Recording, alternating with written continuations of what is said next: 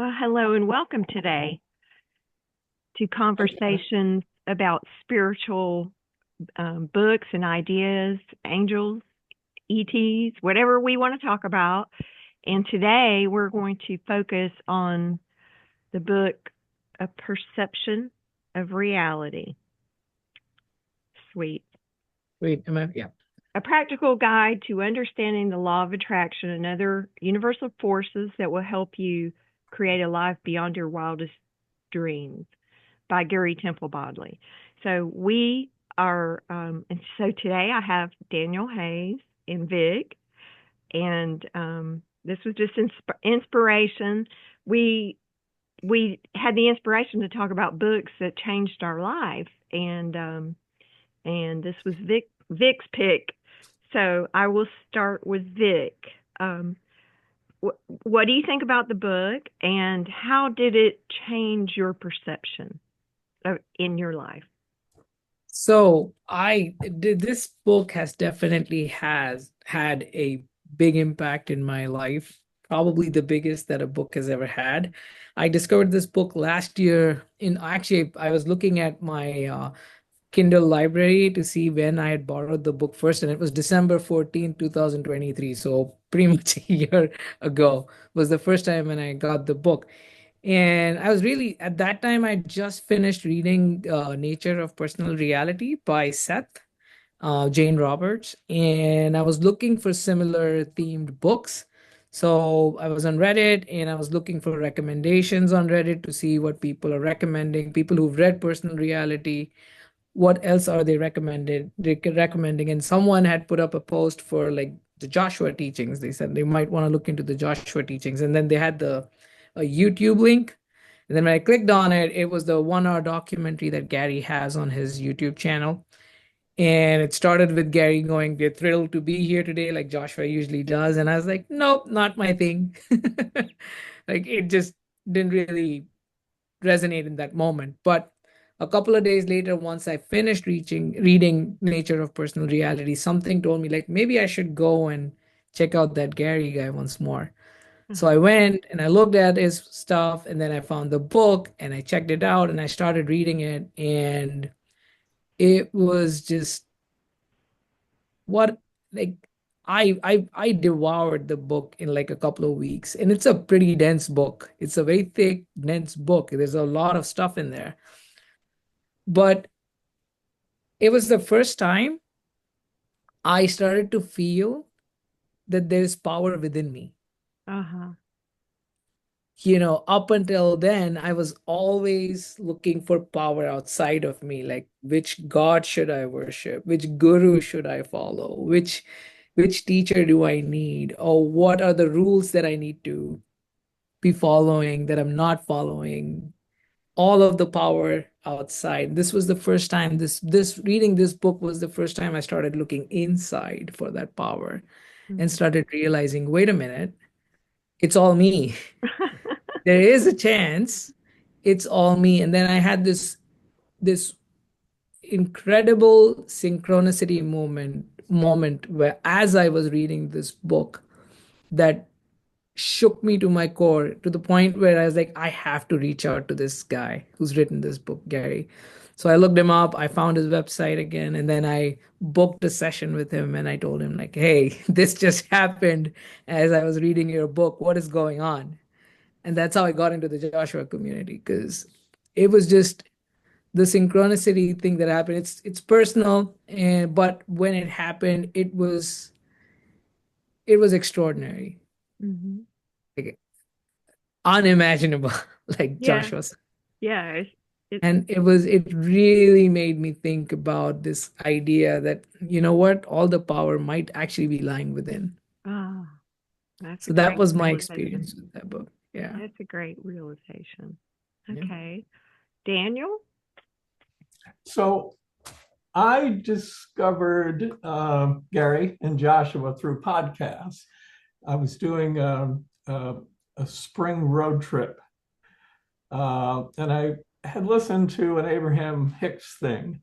And when you like YouTube and podcasts and stuff, when you listen to one thing, it'll pull up something related. So it pulled up one of Gary's podcasts, one of the Joshua podcasts.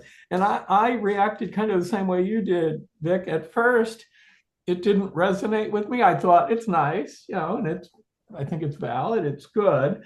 But it didn't resonate with me 100%. But then a couple of months later, I was driving to Saratoga and it popped up again and I listened to it. And all of a sudden, it really, really resonated with me.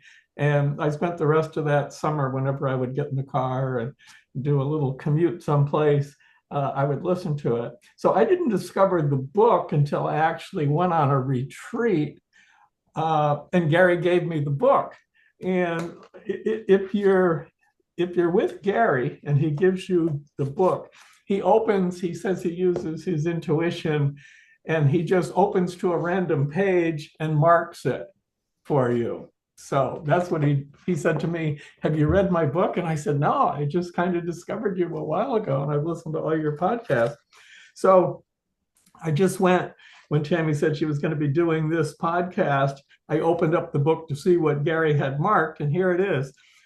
If you can see and know that all is right, that all is intended, you can live free from fear and doubt. You need not worry that the lives of others will affect your life in a negative manner, for they are the creator of their life experience and you are the creator of yours. You can be inspired positively or negatively by the lives of others, but their only real effect is your attention to them. Withdraw your attention from the aspects of life you do not prefer and focus on your bliss, for this is your life to live fully, and you have intended for it to be blissful. So to me, that's kind of the crux of the whole book, is that it's your perception of reality that is yours. And the only way other people can affect you is if you let it, which we all do. It's kind of the human condition. Somebody says something that you find hurtful. But if you were walking down the street and a dog in somebody's yard started barking at you, you wouldn't take it personally. You wouldn't stop and say, I didn't do anything to that dog. Why is he barking at me? This is so unfair. And you don't stay awake that night agonizing over it, because it's a dog. Dogs bark when they get afraid, like, who's this guy? That's what they do. But if you expand that out, it's kind of what we all do. So it should be that way. If a neighbor or a friend says something that you find a little hurtful, it should be the same thing as a dog barking. It should be, well, it really doesn't have anything to do with me. You can look at it rationally and see if there's any truth to it. If it's a criticism, you may find that the criticism is valid and you can use it as guidance. But often it's just someone else's perception. So to me, that quote that Gary and I was with him on the front porch in North Carolina, Newton, when he just opened the page randomly. It wasn't any, oh, I'm going to give him this important part of the book. It was very random. And it was fun. And it is just that paragraph that I read could almost be a lifetime of work to live that. Because you can keep reminding yourself of it and maybe get a little better at it week after week, month after month, year after year. But I envision that it will be a lifetime of work just to get that kind of detachment where you can treat the world like a barking dog. Right. It's just, it doesn't affect me. And who knows why the dog is afraid, or maybe who knows? And it's not yours. So anyway, that's how I get into it. And that's the little, I think, pithy part of the book that kind of sums up the whole thing. Okay. There's so much about the book. Like, I've been through the programs, read the book, but I felt like this time reading it, Vik and I decided to read it again, that I absorbed it more. Like, I felt that some of the ideas and concepts in the book click together. And he does explain the law of attraction. So your thoughts, feelings, and emotions are what create your reality. But there again, it's the inside that's creating the outside. You're the creator of your reality. And so when you focus on positive emotions, instead of what you don't want, because that's basically the way that life is sort of taught to us. Oh, we've got to run around fixing all the problems and focus on what's wrong with me. Well, the first paragraph is everything is right. So, there's so everything is actually a vibrational match to you. And you're actually creating your life every day. So you can do it in joy and ease, or you can do it in suffering. And I think the last paragraph talks about letting go of suffering. And so those two ideas, my life is perfect up to this point, and going forward, I'm going to focus on joy and happiness. And it's very logical book. It's written very well. I feel like it's one of my favorite spiritual books because it helps me to focus on what's going on inside, and not what's outside. Because we're constantly looking for validation outside and I guess one of the biggest things, another big thing for me is worthiness. So I feel like, feeling worthy is an internal game that we play. And we don't need anything to feel worthy. We just need to feel worthy. So those ideas and concepts, I think, have been incorporated into my life. And not that I'm perfect, not that I don't have lower based emotions, but now when I have them, I catch myself and I say, oh, my internal guidance system, maybe I'm feeling negative for a day or something, but I can shift my focus and my perspective and question my beliefs, because all the beliefs that I've formed throughout my lifetime took my whole lifetime to create. So I can kind of let them go and question them and allow the unfolding. So I would say that it seems to kind of all his classes and workshops and programs are created within this concept. And it does take time I would say it might take you a little time to incorporate some of these. And there are some really great tools in the book. So I'll talk about a couple of things that I really loved in the book. And I do use them in my life. And so one is the creation process. And that's on page 152. So in this creation process, you focus on a desire. So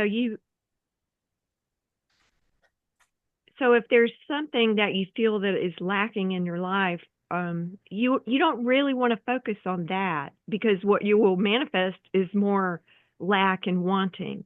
What you want to focus on is creating a desire that's based in ease, love, and joy.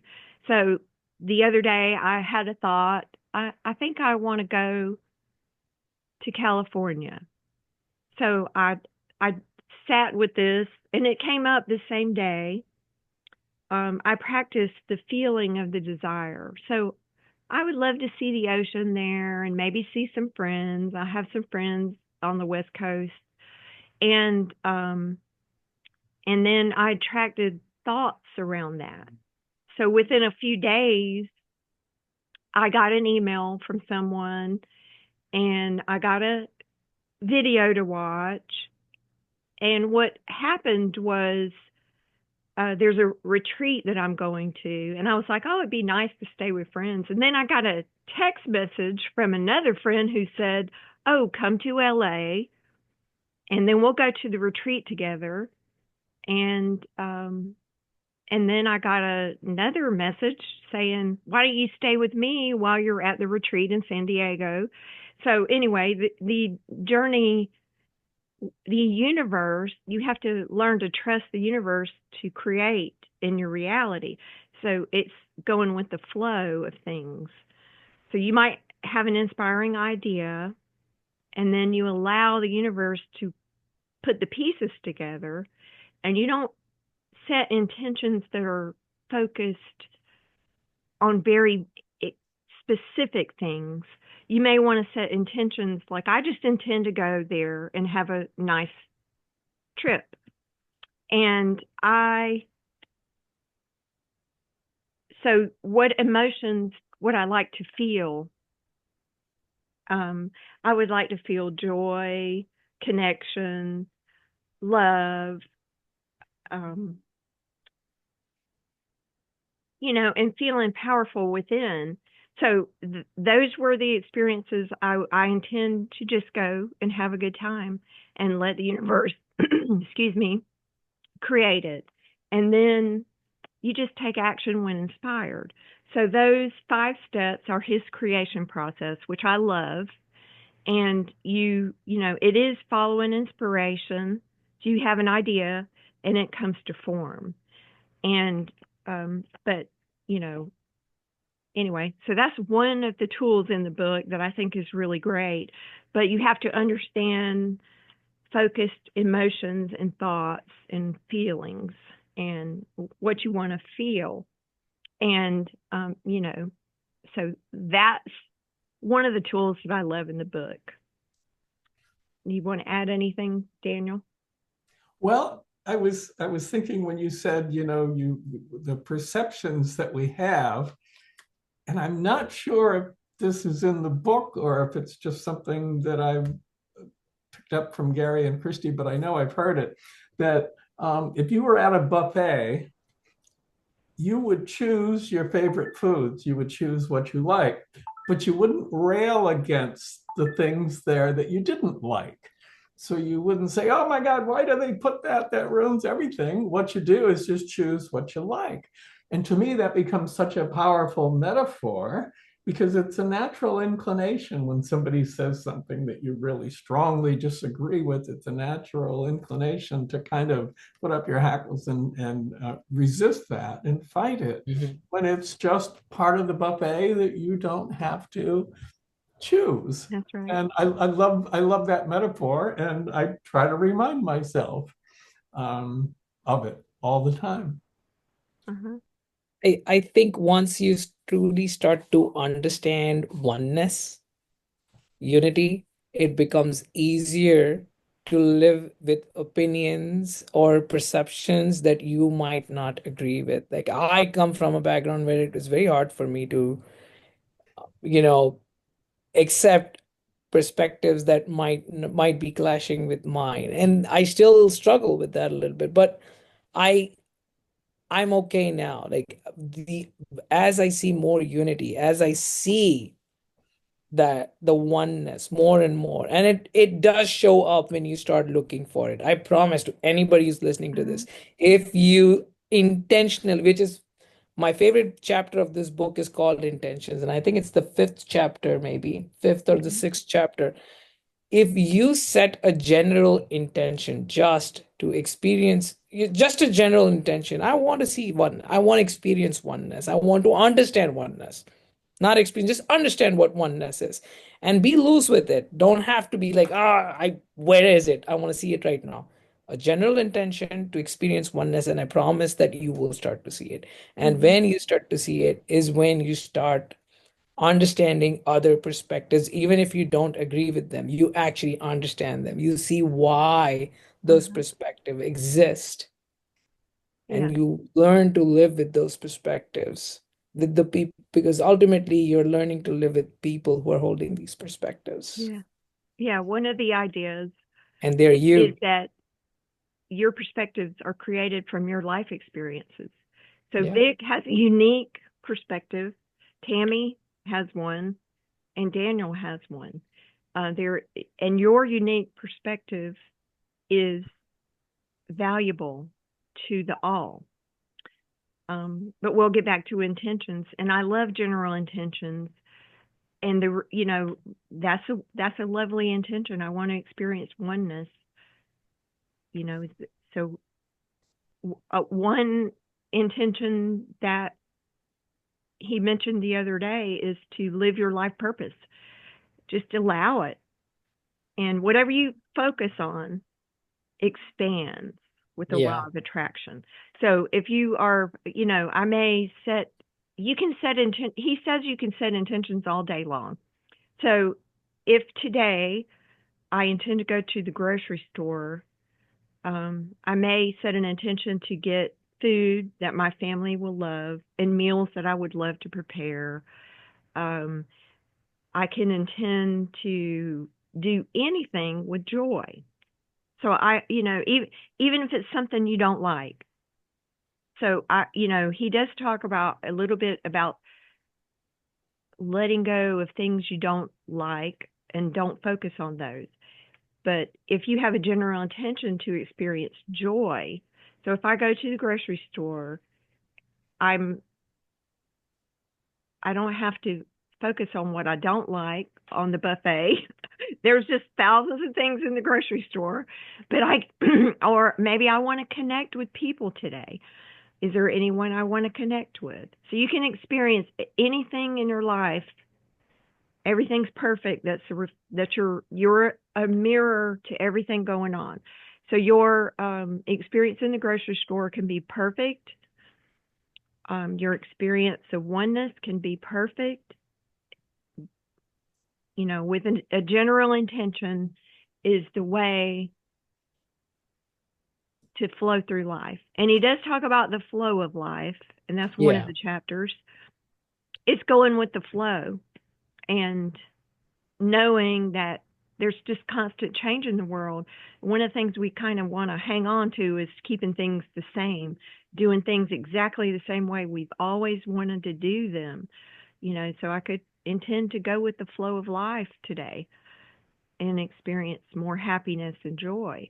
And how that's whatever you focus on with a general intention or even a specific intention, you'll see it's going to Yeah. create. Daniel, Agree. you want to Oh, say? I think that's wonderful, and it's something I have to remind myself to do, to set a light intention. I mean, it might be good that before you get out of your car to go into the store, just have a light intention of what adventure you want to have in there.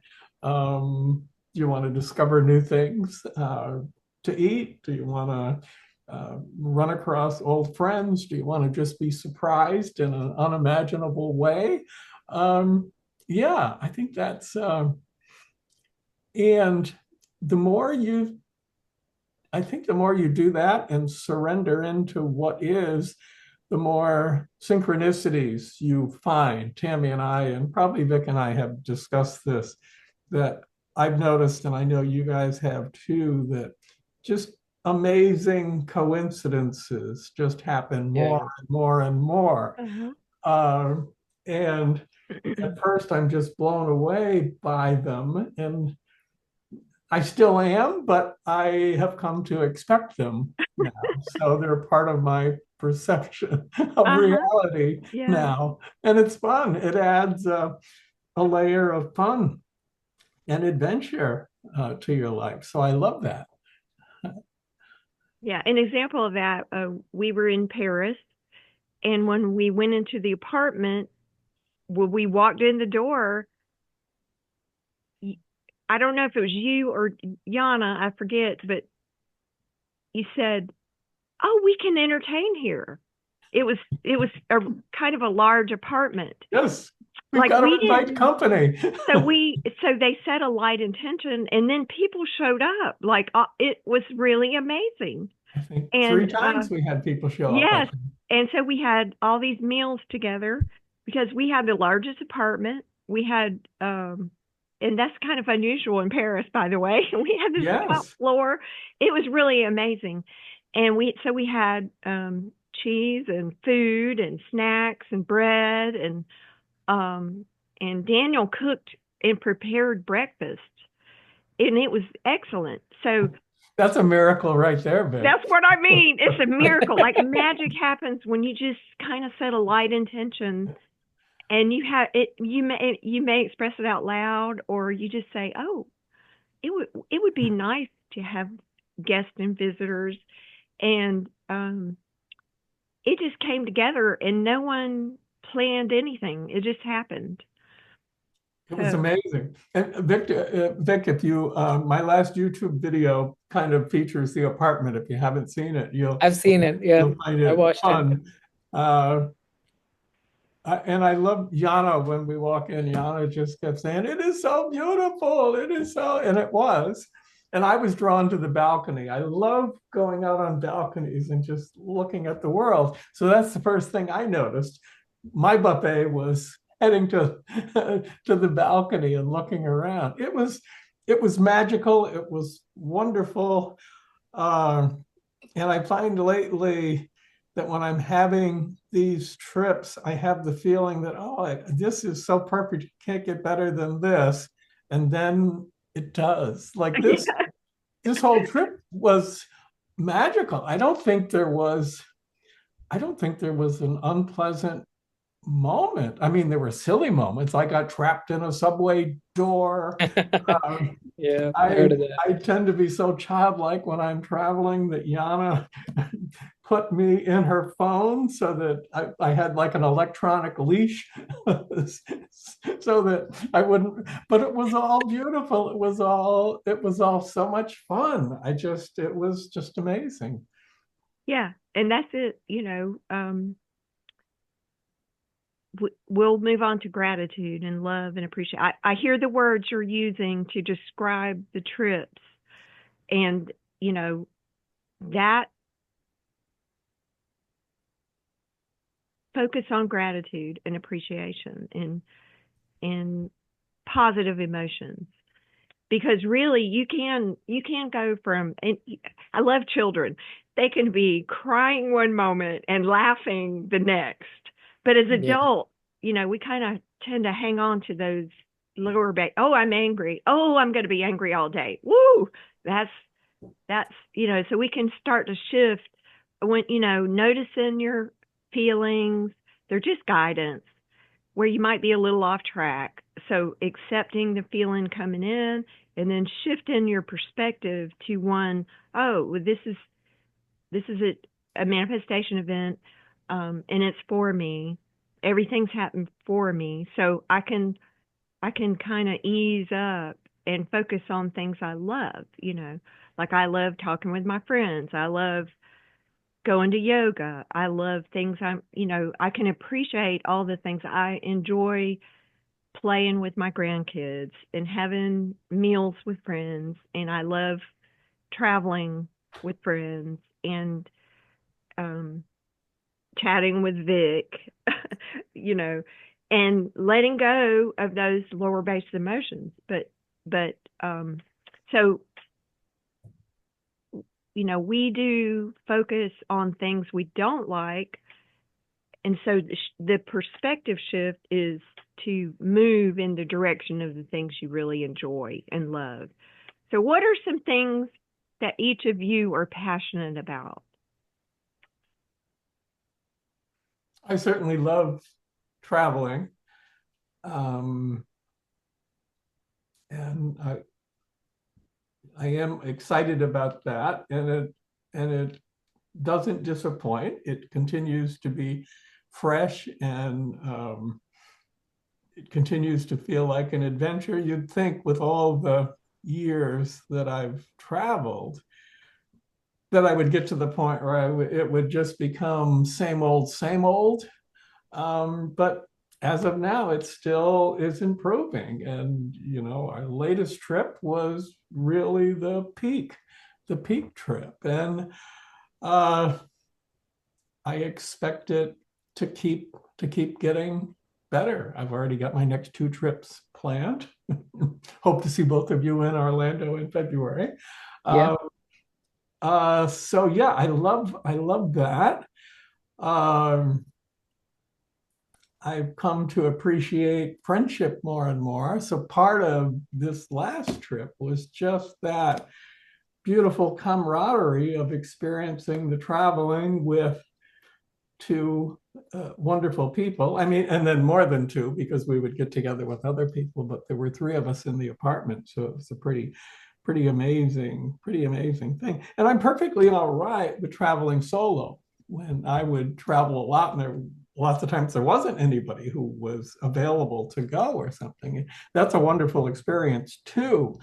And what happens when you're traveling solo is you probably make more connections with the outside world. You get to know the waitress better and everything like that. So they're both sweet experiences. But again, that last time, it was a peak experience, and I expect more, Tami.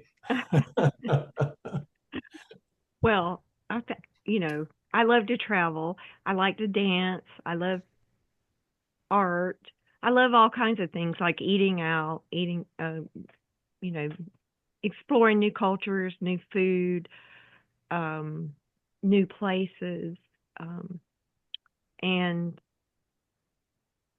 I just feel like whatever you focus on expands. So not it, well, one key thing in the book about intention, it is a focused intention with a positive belief. So focusing on your positive beliefs is really a valuable tool to understand. So, and maybe Daniel has a very high self-worth concept when it comes to travel and enjoying connections with people. And so his intention layered with a very positive, powerful intention to continue, and that's what he expects, and that's what he creates. So I just want to put those things together because I like that concept.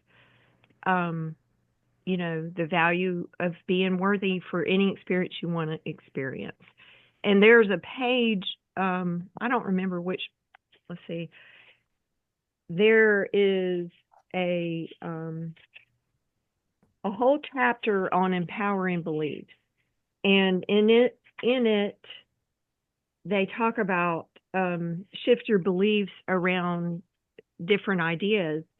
So in the exercise is you write down the positive belief, and then you question yourself. If you have any lower emotions around it, then you need to work on shifting your perspective in that area. So one is I believe I'm the creator of my life experience and the creation is me. So being one with your creations. So all your experiences are actually created by you. And so you work on these empowering beliefs with a light intention, and it will shift your perspective higher and higher. Now, I know we work on limiting beliefs. I don't know if either of you want to talk about limiting beliefs a little bit, because that is one area that we tend to work on in the group, and the book alludes to it. Vik? So I was going to say, the one thing that I feel really passionate about now is being a parent, like being a father, a husband, and being a family man mostly. And I'm very passionate about that. But that passion I have identified after I changed my perspective of parenthood or being a family man. I shifted the perspective from it being an identity to an experience. Well, It's an experience. Let's celebrate. Oh my God, that was hilarious what just happened. How does So that anyways, happen? did you Vic's guys got see the that magic. too? Vic's got the magic. See, the magic happens when you really find your passion. Go I ahead. know that the timing was awesome. Anyways, so because when you look at things and make them like when things become your identity, that's when eventually they start feeling burdensome because there are so many limiting beliefs that can come in when you start to identify or start to make things become your identity. I mean, it's a good way to actually identify your limiting beliefs. Once you start poking at your identity, you'll start looking at your limiting beliefs like, oh, this is what it is supposed to be. Like for me, for a long time, one of my things was like, I can't let my kids eat sugar. It's bad for them. Sugar is terrible. And I used to tell my kids, like, sugar is poison. I use these words with them, like, sugar is poison. Don't eat sugar. And then I would have all of these passwords on their devices, and I would set times so that they could only use the device for a specific amount of time or during the specific time of day. And that was my identity as a parent. Like, I am supposed to do this. I'm supposed to have rules for my kids. I'm supposed to be the one that teaches them discipline and etiquette and rules and all of that. And once I started poking at that identity, I started identifying my own limiting beliefs. Like, this is how I have thought of myself. Like, I should be following rules, I should be following laws, I should be behaving and not step out of boundaries, or not try to you know be playful like kids are supposed to actually be. I'm doing all of that. So once I started to poke at those identities, and I started poking at my identity, and I started really looking at these limiting beliefs and doing the manifestation event forms to understand where they're coming from, the origin, and then proving them wrong. I've now gotten to a point where like I don't have any more passcodes on my kids' devices. Like they have, if they're using their device, I don't put any passwords on them. I'm not monitoring what they're looking at. I am not setting restrictions on them. It's pretty much, and I've had the conversation with them where I've told them, like, look, guys, you know what? I don't want our relationship to be based on this anymore. This fear and like, okay, what'll dad say or mom think or anything of that sort. I want our relationship to be based only on love. That's it. So, my love, I love you guys and I trust you guys to know what you guys are doing Um, when you have these devices. And yes, the identity makes me feel really scared. Like I do when there are moments when I feel scared, like, oh my God, am I doing the right thing by being this parent that is completely trusting their child to know what they're doing? And you know what? It's amazing how time and again my kids have proven me right in this situation where like this entire experience of trusting them, and I've been doing this for months now. This isn't something that I just started, and I see the difference it has made in my family. The five of us, me, my wife, my two boys, and my dog. I was just telling my wife this today. Like, you know what? We're like friends now. It's like friends living with each other. It's just a couple of us are a little older, so we get to set some rules, like don't break stuff, you know, but that's about it. Otherwise, we're living like friends. Like we're having so much fun. They talk to us about their school. They're sharing their homework with us. We sit and help them with their homework when they need help. We watch TV together. We play games together. We're doing all of these fun things. And it's only just started, mm, all of this. And it all started with me trusting my children. And the only way I could get myself to trust my kids was by trusting myself. And the way I got to trust myself was to identify my limiting beliefs. uh-huh. And the limiting beliefs come up when you start poking on this identity that you've created for yourself. Uh, So yeah, and that's you can shift your all of the things that you say about yourself, constantly change your whole life. You're not the same as you were when you were 5 or 10 or 20 or keep going. I'm Yes. 62, so my identity was formed throughout all those years, but it has shifted and changed. And it's constantly shifting and changes, and their identity, but teaching them to trust in their intuition. Yeah. They know, they know a lot about when they're hungry and what they want. If you put too many controls, it seems to backfire with kids, so anyway, general guidelines are better with kids. There are several chapters in there about Yeah. how to be a parent. And I'll say, I know that I raised my kids similarly to the way that I was, and my parents were flexible, but you really have to be flexible with kids. You really Oh do. yeah.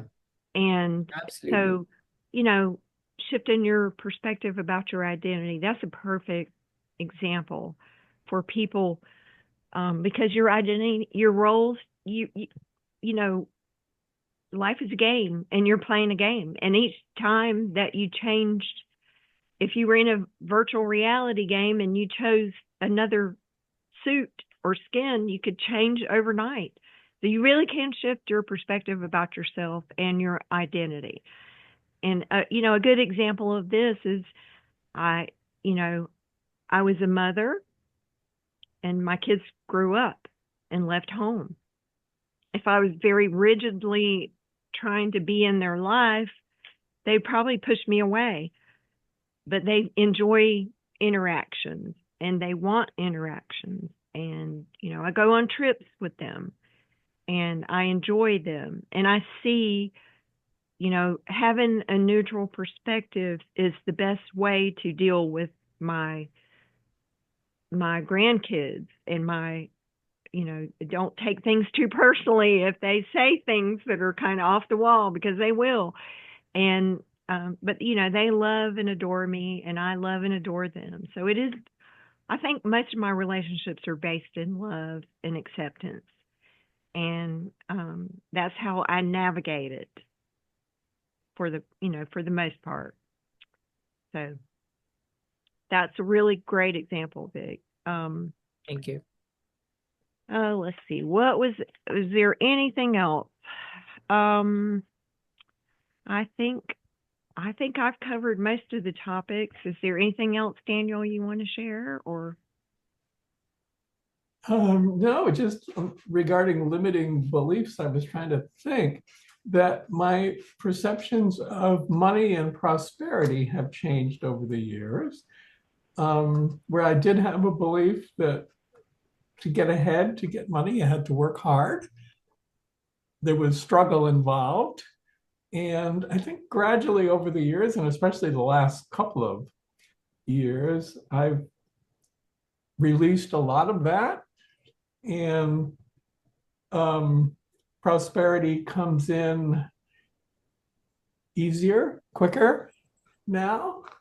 And that has been a change for the better. But it's all fun. It's a game to just as Joshua always says, nothing serious going on here. I guess Gary says that before he introduces Joshua. And just to remind yourself of that, then life does become fun. And things happen more spontaneously and synchronicities happen. And it's kind of, I'm 72 and life is more fun than it's ever been. So that's good, I guess. It feels good. What a great way to live. I mean, Daniel, you inspire people because you make your videos on your YouTube channel, and they're just lighthearted fun and travel and I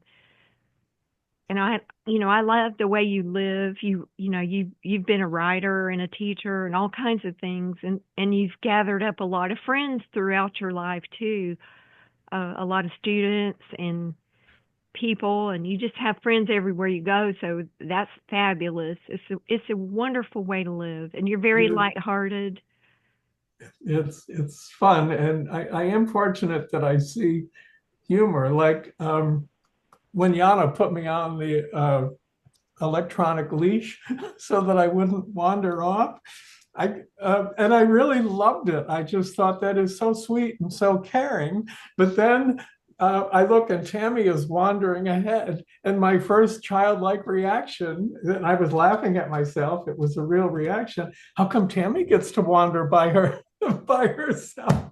And it's just so ludicrous. Because I'm free.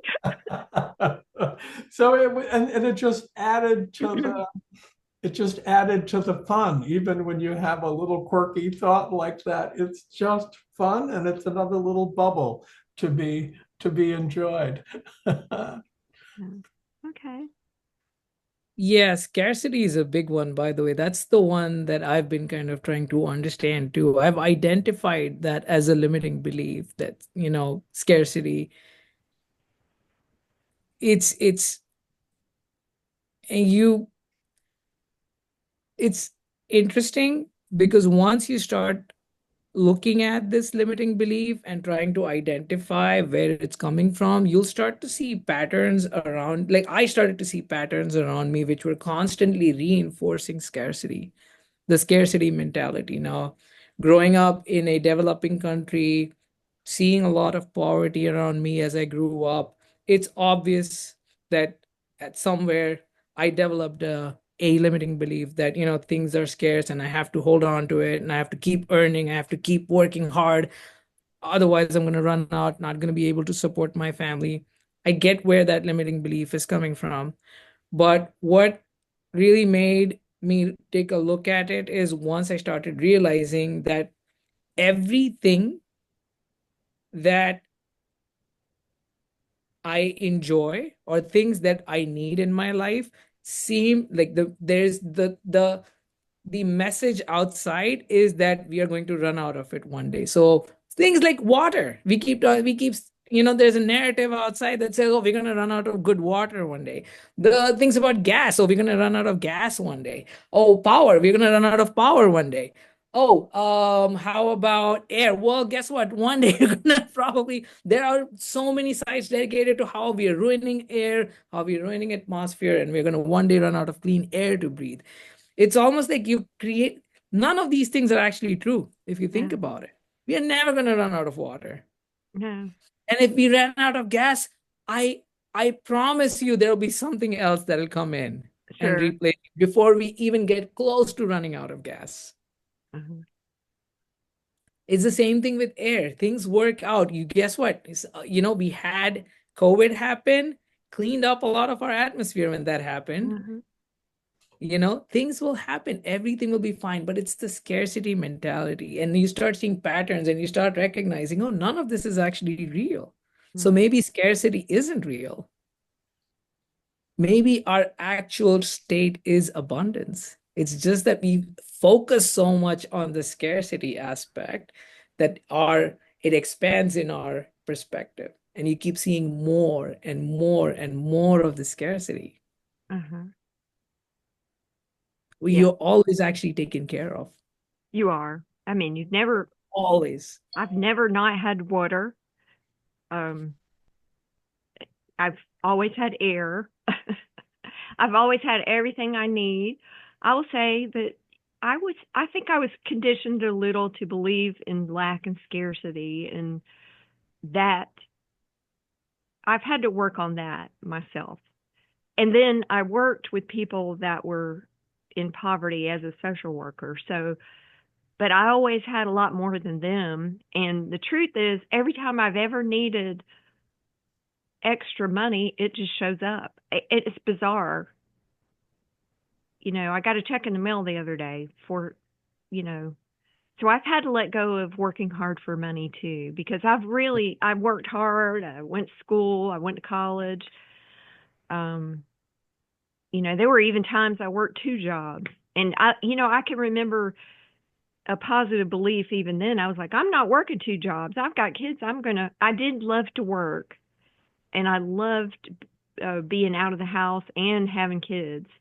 But I said, I'm not working 2 jobs. But a lot of people work 2 jobs. And really, why? You know, they just use the money to buy more junk that they don't need. It's really not necessary. And, so start questioning your beliefs about abundance, because Yeah. abundance is actually all around us. And that there are a lot of empowering beliefs in the book about abundance, and you can actually set intentions. Okay, universe, show me abundance, financial abundance, wellness, and health, whatever area in your life that you want to create in. But there are tools in the book for everything, and there are ways to. If you read the book, it will shift your perception of the entire world and your all your beliefs. But you do have to work on your limitations and question them, and then refocus to the because all limitations are an illusion. They are not true. So once you begin to see the truth or release those limiting beliefs, you can kind of shift your perspective on abundance. Time. A lot of people have limitations when it comes to time, money, and health. So those are areas, and those are areas to work on in limiting beliefs and relationships, letting them go. Because as I've worked, I feel I have better relationships. I have access to everything I need. If I want to go on a trip, I can go on a trip. I've never really experienced extreme financial abundance, but I've never really experienced lack either.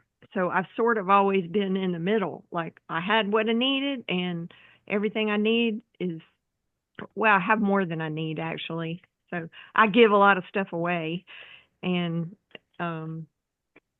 it's not the actual amount that you need may not be as much as you think you need to feel good. So if you have a extreme desire to be extremely wealthy, you may need to question why. And so anyway, all right. Well, I think we've covered a lot of topics. I think the book is an excellent book. You could actually we could do a podcast on each part of the book, each section. It's kind of a deep book, and it goes through a lot. So I would highly recommend reading this book. It's shifted my perspective again each time I read it. Yes. It's like reading a new book.